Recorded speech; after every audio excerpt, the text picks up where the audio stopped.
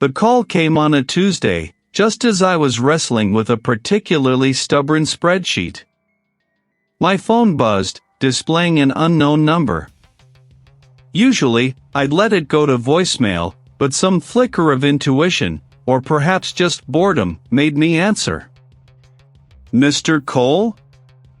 A voice, dry as parchment, crackled through the receiver. "My name is Arthur Finch, representing the estate of Eleanor Vance. I believe you are her last living descendant." I paused, pen hovering over a column of figures. Eleanor Vance? The name meant nothing to me. "I think you have the wrong Cole," I replied, already half turning back to my screen. My family tree was a withered twig, just me, my late parents, and a couple of distant cousins I'd never met. "No Eleanor Vance."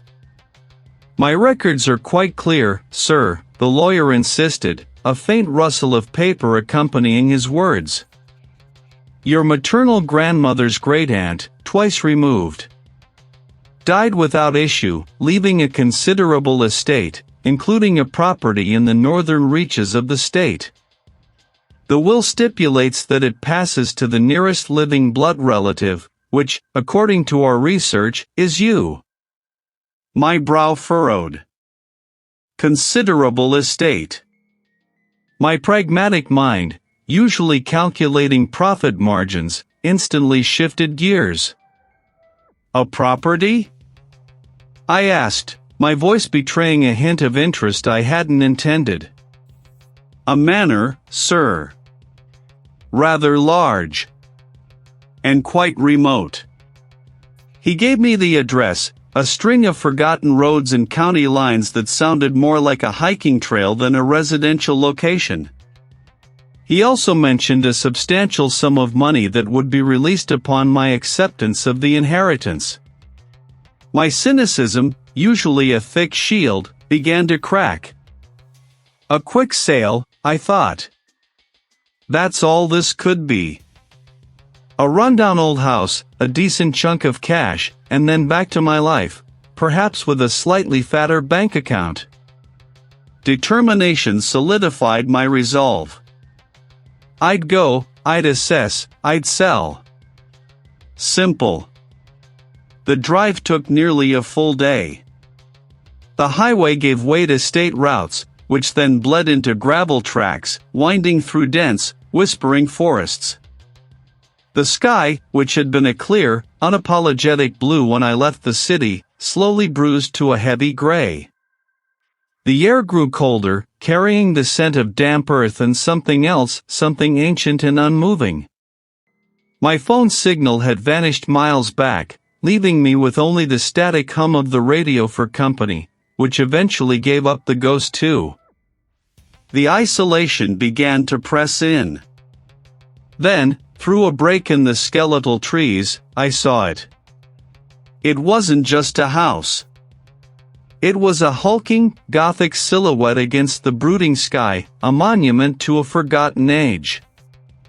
Ivy, thick as anaconda coils, strangled much of the facade, pulling at the eaves, obscuring what might once have been intricate carvings. The driveway was a cracked, overgrown path leading to a wide, sagging porch. A wrought iron gate, rusted and half off its hinges, stood open, as if daring me to enter. A faint, metallic tang hung in the air, mixing with the damp earth smell. I stepped out, the gravel crunching under my boots. The wind, a low, mournful sigh, rustled through the dying leaves of the surrounding forest. It felt less like an inheritance and more like an archaeological dig.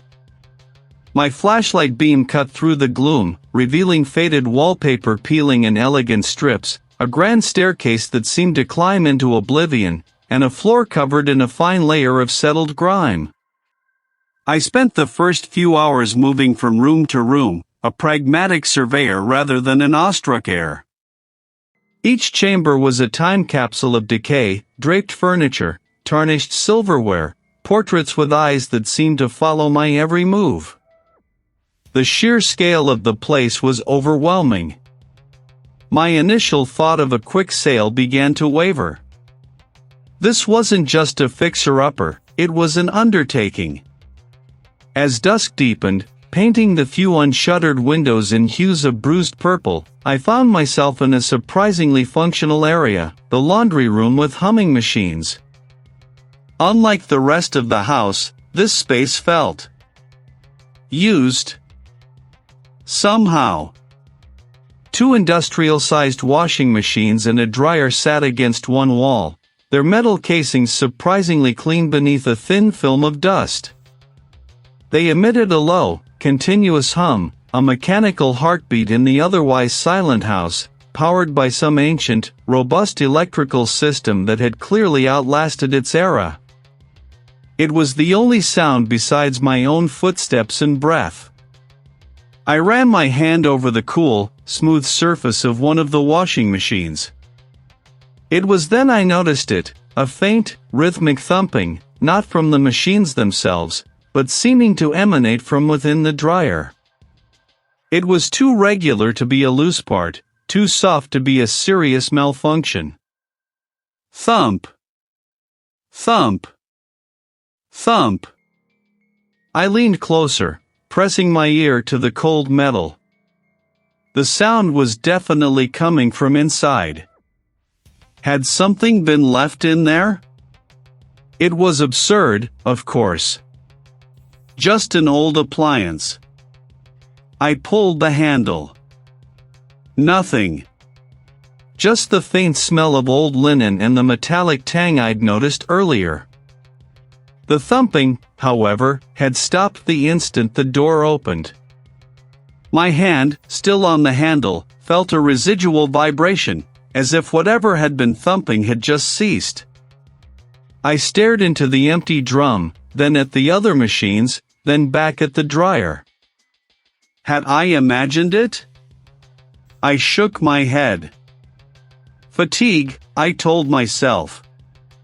The long drive, the unsettling atmosphere, the sheer strangeness of it all. My pragmatic brain tried to find a logical explanation, but none presented itself. A soft, scraping noise, like fingernails dragging across wood, drifted from the far end of the laundry room, near a utility sink I hadn't noticed before. No movement, no source. Just the sink, a stack of rusted buckets, and a few cobweb-draped shelves. My heart began to thump a little faster now, not from exertion, but from a growing unease. This was beyond creaking floorboards or rattling windows. This was deliberate. My foot nudged something on the floor near the back wall. I bent down. It was a small, leather-bound ledger, its cover cracked and brittle with age. I picked it up, the leather cool and dry against my fingers. It was heavy, and when I opened it, the pages were filled with elegant, looping script, faded with time. The script wasn't English.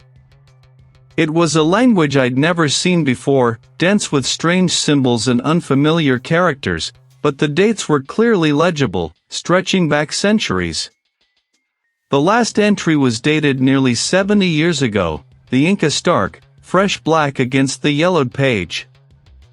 And beside it, drawn with a shaky hand, was a symbol I recognized from somewhere, though I couldn't place it, a stylized, almost predatory eye, staring out from the page. The house wasn't just old. It was waiting. And I, Cole, the pragmatic descendant, had just opened the door. The address the solicitor had given me led me down a winding network of increasingly narrow, forgotten roads. Potholes large enough to swallow a small car rattled my rental, and the encroaching forest seemed to lean in, its branches clawing at the sky, blocking out the last vestiges of daylight. My GPS, usually a reliable guide, flickered and died a few miles out, leaving me to navigate by a gut feeling that was quickly turning into a knot in my stomach. A quick sale, I kept reminding myself, that's all this is. The manor finally emerged from the gloom, a hulking silhouette against the bruised twilight sky. It was larger than I'd imagined, a sprawling monument to neglect. Gables sagged like weary shoulders, and the windows, dark and empty, stared out like vacant eyes. A rusted iron gate, half off its hinges, groaned a protest as I pushed it open. The gravel drive crunched under my tires, the sound unnaturally loud in the oppressive silence. No lights, no other cars, just me and this decaying behemoth. The front door, a heavy slab of oak, was unlocked. A faint, cloying scent of dust, damp wood, and something else, something metallic and faintly sweet, like old blood, hung in the air. My pragmatism warred with a prickle of unease. This wasn't just old, it felt watched. My initial sweep of the ground floor was methodical. I wasn't looking for ghosts, I was looking for structural damage, for signs of rot, for anything that would impact the property value. Most rooms were choked with dust, their contents shrouded, but one door, tucked away down a narrow corridor I almost missed, stood slightly ajar. A faint, rhythmic thrumming sound emanated from within. I pushed the door open, my flashlight beam cutting through the gloom. It was a laundry room with humming machines. The air in here was thick, humid, and carried that same metallic sweetness, now sharper, almost sickly. I frowned, my analytical mind instantly trying to find an explanation. There was no power to the house, I was sure of it, the main breaker was clearly off in the basement. Yet these machines hummed, a deep, resonant sound that seemed to vibrate in my bones. I approached one of the washers, a heavy, circular contraption with a thick glass porthole. My reflection stared back, distorted, pale. The hum intensified as I drew closer, a low growl that felt less mechanical and more organic. I pressed my palm against the cool metal. A faint warmth radiated from within, a subtle vibration that felt wrong. My heart gave a sudden, hard thump against my ribs. This wasn't right. This wasn't a loose wire or a residual charge. It looked ancient, its cover cracked and brittle. My fingers brushed against the cold metal of the humming machine as I reached for it. The hum pulsed, a sudden, almost angry surge. I snatched the journal, the unexpected intensity of the sound making me recoil. Back in the eerie quiet of the foyer, I found a less decrepit armchair and sat, holding the journal under my phone's beam. The first few pages were water-damaged, illegible, but further in, the script, though spidery and faded, was clear enough. It was a series of entries, dated decades apart, spanning generations. The author, never named, always referred to himself as the keeper or the guardian. The entries spoke of a presence, a hunger that dwelled within the manor's very foundations. It fed on something. The exact nature was vague, implied through ritualistic phrases and desperate pleas. It stirs when the bloodline thins, one entry read, and calls to the next key. It seeks awakening, freedom. Another, much later, the pact holds. The manor is its prison, and we, its jailers. But the cost. The cost is everything. My breath hitched. Prison. I flipped to the last entry, dated only a few weeks ago, its ink surprisingly fresh. The last of the direct line is gone. It calls. The new keeper will come. He will be drawn by greed, by curiosity. He will unlock the gates. Greed, curiosity. That was me. That was exactly why I was here. My family. This manor. It wasn't just an inheritance, it was a trap. I scrambled to my feet, the journal falling to the dusty floor with a soft thud. I had to get out. My pragmatic mind screamed for an exit strategy, for a logical escape. I ran to the front door, pulling at the heavy oak. It was stuck. No, not stuck. It was locked. Bolted from the outside. I threw my weight against it, but it wouldn't budge. I fumbled for my phone, but the screen was dead, a black mirror reflecting my terrified face. The air grew heavy, thick with that metallic sweetness. A low hum, deeper and more pervasive than the machines in the laundry room, began to resonate through the very floorboards beneath my feet. It was everywhere now, a vibration in the walls, in the air, in my own chest. The manor wasn't just old, it was alive.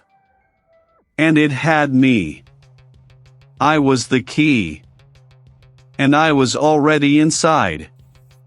My pragmatic mind screamed for an exit strategy. Every instinct I had, every cynical fiber of my being, demanded I put distance between myself and this house, this truth.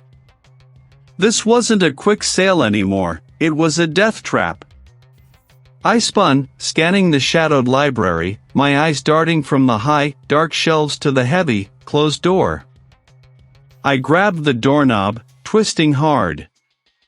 It didn't budge. I tried again, pushing my weight into it, rattling the ancient brass. Locked. Of course. This place wasn't going to let me just walk out. A cold dread, far deeper than any fear of financial loss, began to seep into my bones. My breath hitched. I could feel the house itself watching, a palpable, suffocating presence. I moved to the next door, then the next, a frantic tour of the ground floor, each attempt met with the same unyielding resistance. The windows were either nailed shut, painted over, or simply too high to consider. Something acrid and metallic, like old pennies left in stagnant water. Footsteps, soft as a sigh, seemed to echo from upstairs, or perhaps from inside the very walls. I remembered the back exit I'd used earlier, near what I thought was the kitchen. I pushed through a swinging door, finding myself in a narrow, unlit corridor. The air here was cooler, carrying a faint, chemical tang. My hand recoiled. Water. A slow, steady drip echoed nearby.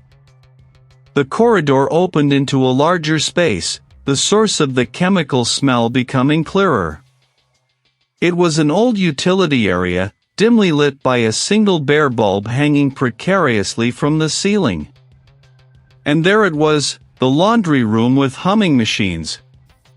The sound was disorienting, a mechanical pulse in the heart of the decaying manor. But it wasn't just the machines. In the center of the room, on a chipped porcelain sink, sat a small, tarnished silver locket. It was open, revealing two miniature, faded photographs. One was of a woman with my grandmother's eyes, though younger, her expression tight with a fear I now recognized. It was unsettlingly familiar. My ancestor, the architect of this misery. Then I saw it. Scratched into the grimy surface of the sink, almost imperceptibly, was a crude diagram. A series of interconnected circles, each labeled with a name. My grandmother's name was there, her circle connected to the woman in the locket. And at the center, a larger, more intricate symbol, pulsing with an almost imperceptible faint, sickly green luminescence. My own name, Cole, was scrawled at the very edge of the diagram, a fresh, stark addition, leading directly into the central symbol. The humming of the machines intensified, vibrating through the floor, up my legs, into my teeth. It was a chorus, a chant. It was a dry, brittle sound, like leaves skittering across frozen ground, yet it resonated deep within my chest. Just like the others. Drawn by the promise. The lure of what was yours. My breath caught. My pragmatic mind, usually so quick to rationalize, found itself utterly without defense. This was it. The malevolent entity, dormant for generations, now fully awake. The house wasn't just a prison, it was a living, breathing sacrifice. And I, Cole, was the final offering, the key that completed the circuit. My inheritance wasn't money or property, it was a legacy of torment, a direct lineage to this festering evil. The images in the locket blurred, the faces seeming to contort in silent screams. My family hadn't just lived here, they had been consumed, one by one, their lives feeding the entity, their wills slowly eroded until they became part of its unending slumber. And now, my turn. The humming reached a deafening crescendo, a vibrating roar that shook the very foundations of the manor. I felt a pulling sensation, a deep, internal tug, as if invisible hooks were sinking into my core, trying to unravel me. This wasn't a ghost story, it was a horrifying inheritance, a direct assimilation. My hands scrabbled for purchase, but there was nothing to grasp. I could feel my determination, my very sense of self, beginning to fray at the edges, like old cloth tearing under an immense strain. The entity wasn't going to kill me, it was going to absorb me, make me another forgotten face in a tarnished locket, another whisper in the walls of this accursed manor. The truth had been revealed, and it was far more terrifying than any quick death. It was an eternal, conscious dissolution.